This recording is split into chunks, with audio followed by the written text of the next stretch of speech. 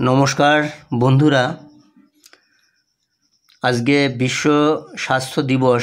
সেই উদ্দেশ্যে আমি একটা বিশেষ উপকরণ কলার থোর, তাই সেটা আপনাদের আমি রান্না করার পদ্ধতি দেখাবো এবং এই থোরে কি কি উপকার সেই সম্পর্কে কিছু কথা বলছি। আমি ডক্টর নরেশ বিশ্বাস। আমার চ্যানেল ওয়েলনেস গ্লাড টিভি আপনারা দেখছেন। তো আমার চ্যানেল দেখে আপনাদের যদি মনোগ্রাহী হয় তাহলে আপনারা লাইক, শেয়ার, কমেন্ট এবং সাবস্ক্রাইব করবেন আমার এই চ্যানেলটি। আমার চ্যানেলের নাম একটু পরিবর্তন করেছি, আর একটু পরিবর্তন করব। ওয়েলনেস নিউট্রিশন সেন্টার ছিল, সেটা আমি ওয়েলনেস গ্লাড টিভি করেছি। এরপরে আমি ওয়েলনেস টিভি করব। তো যাই হোক, আমি আর কথা না বাড়িয়ে আপনাদের সেই থোর নিয়ে কিছু কথা আপনাদের শেয়ার করছি। দেখুন বন্ধুরা, কলার থোরে রয়েছে নানান উপকার। হজম সহায়ক, বিষনাশক। কলার থোরের শরবত শরীর থেকে বিভিন্ন বিষাক্ত উপাদান দূর করতে সাহায্য করে। মূত্রবর্ধক। এই খাবার শরীরকে ভেতর থেকে পরিষ্কার করার জন্য আদর্শ। নিয়মিত অন্ত্র থেকে জল অপসারণ করে এই থোর। সাধারণত নিয়মিত অন্ত্র থেকে মল অপসারণ করে অন্ত্রকে আরও স্বাস্থ্যকর করে তোলে। প্রয়োজনীয় ভোজ্য আঁশ সরবরাহের মাধ্যমে হজমে সাহায্য করে এই কলার থোর। থোরের রস যদি আপনারা করে নিয়মিত খেতে পারেন তাহলে হাই ব্লাড প্রেশার থেকেও অব্যাহতি পেতে পারেন এই থোরের দরুন। তো আমি আজকে আপনাদের সেই থোরের কি করে এই থোর আপনারা রান্না করে খাবেন এবং ভাতের সাথে খাবেন, রুটি দিয়ে খাবেন, আর রস করে তো খেতেই পারবেন, থেতো করে আপনারা রস করে।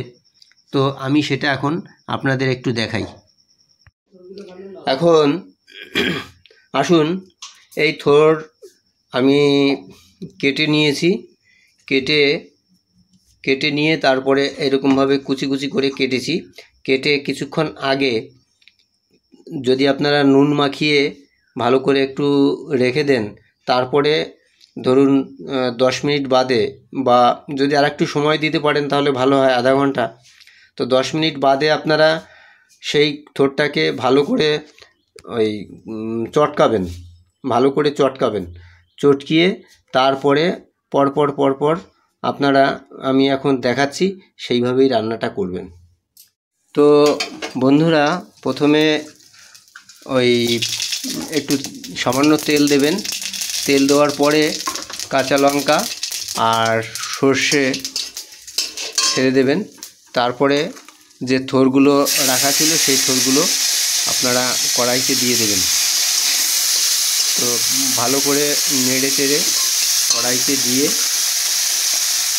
এভাবে গ্যাসটাকে একটু কমিয়ে নেবেন যাতে পুড়ে না ওঠে। তারপরে জাল দিতে থাকবেন। থোরটা ভাজতে একটু সময়টা বেশি লাগবে, কারণ কলার থোর তো ওর মধ্যে আঁশ থাকে, ফাইবার যেটাকে আমরা বলি, সেই ফাইবারটাই মূলত আমাদের অন্ত্রে গিয়ে দারুণ কাজ করে। তো এইভাবে আপনারা করবেন। ভালো করে হলুদ, লঙ্কা, সামান্য তেল আর সর্ষে ফোড়ন দেবেন। দিয়ে ভালো করে জাল দিয়ে কিছুক্ষণ একটু ঢেকে দেবেন। ঢেকে দিলে পরে থোরটা আরও নরম হবে।